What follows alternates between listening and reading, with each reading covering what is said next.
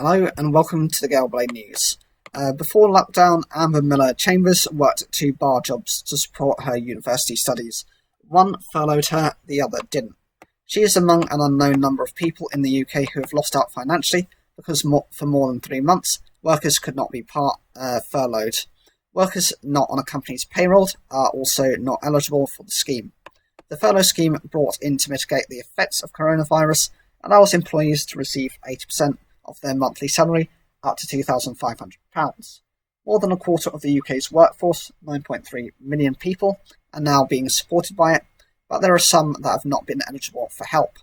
Miss Miller Chambers said her employer didn't give her a formal contract, and that because she isn't on a payroll, she has been excluded from being furloughed on one of her jobs, working at London's Troxy music venue.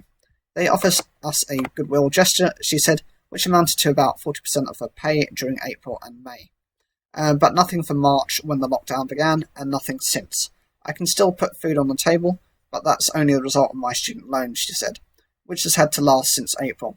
Her landlord has allowed her to pay only half of her rent, but she must move soon and will eventually have to pay back the rent that's owed, putting her in debt.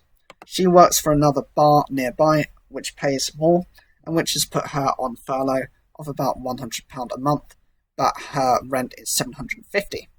It's been stressful, it's been very stressful. Troxy's general manager, Tom Sutton-Roberts, told the BBC a legacy system was to blame for staff missing furlough, which arose from the fact we were unable to offer any kind of regular hours and work in the early days of Troxy reopening as a venue. Miss Miller Chambers was paid £8.50 an hour, which she feels is low for central London, she says. The government is doing a lot for a lot of people, she said, but she feels workers like her are being left out.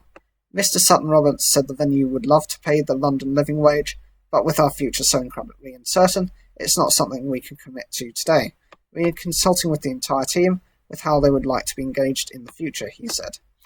Claudia Lorena Tabares, who works 6 part-time cleaning jobs and earns the statutory minimum of £8.72 per hour, is another worker who lost out on some government support money because she was not able to be furloughed part-time. On the 18th of March, she was told she'd lose a 12.5-hour-a-week contract. She couldn't be furloughed because of 5 hours of work she does for her employer, Cleanology, at another site.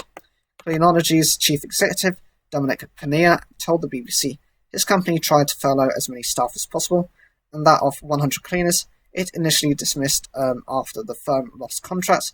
It has been able to hire most back and furlough them. However, to reallocate the work administratively and operationally, it would have been almost impossible to coordinate in the short amount of time we had, he said.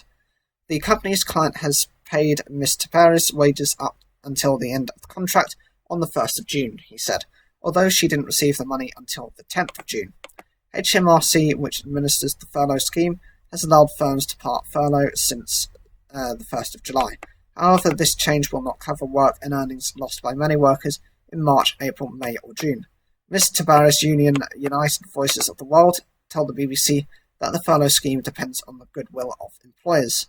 In many cases where members work across multiple sites on part-time contracts to make ends meet, the furlough scheme has failed them.